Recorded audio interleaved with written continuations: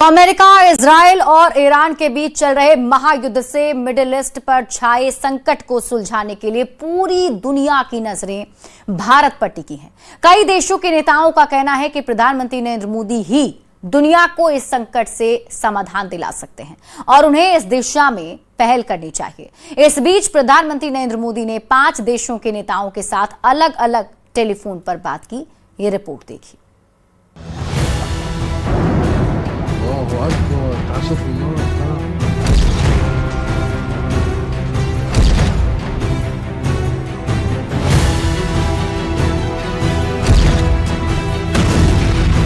क्या दुनिया तीसरे विश्व युद्ध की कगार पर है? मिडिल ईस्ट में आसमान से बरसती मिसाइलें और जमीन पर गूंजते धमाके इस बात की गवाही दे रहे हैं कि हालात बेकाबू हो चुके हैं। इस महायुद्ध की आहट ने ग्लोबल इकोनॉमी और शांति को दांव पर लगा दिया है।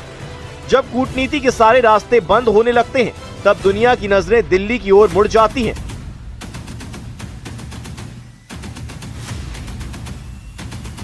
कई देशों के राष्ट्रपतियों और प्रधानमंत्रियों का मानना है कि पीएम नरेंद्र मोदी ही वो शख्स हैं जो इजराइल और ईरान के बीच मध्यस्थ की भूमिका निभा सकते हैं।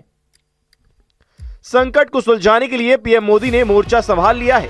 उन्होंने कतर के अमीर तमीम बिन हमद अल थानी, जॉर्डन के राजा अब्दुल्ला द्वितीय, फ्रांस के राष्ट्रपति इमैनुअल मैक्रों, ओमान के सुल्तान हैतमन बिन तारिक के साथ मलेशिया के प्रधानमंत्री अनवर इब्राहिम से फोन पर बात की।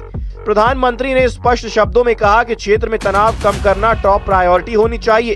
हिंसा किसी भी समस्या का समाधान नहीं। Prime Minister has spoken to 5 world leaders yesterday. He spoke to leaders of Oman, Malaysia, France, Jordan and Qatar. France के राष्ट्रपति मैक्रों से लेकर कतर के अमीर तक सभी ने भारत की संतुलित भूमिका का स्वागत किया है।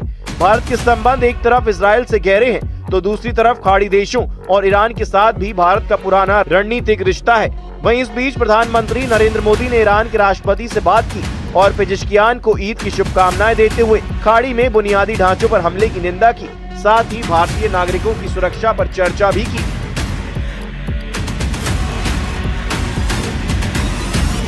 इधर न्यूज 18 से खास बातचीत में पोलैंड के राजदूत ने मिडिल ईस्ट संकट में प्रधानमंत्री मोदी की भूमिका को लेकर बड़ा बयान दिया है।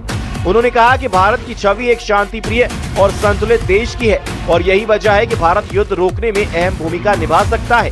And now as the international community, the global community, India and Poland, we face these problems and challenges one by one, trying to find a solution to cope with the immediate problem, immediate threat, immediate challenge.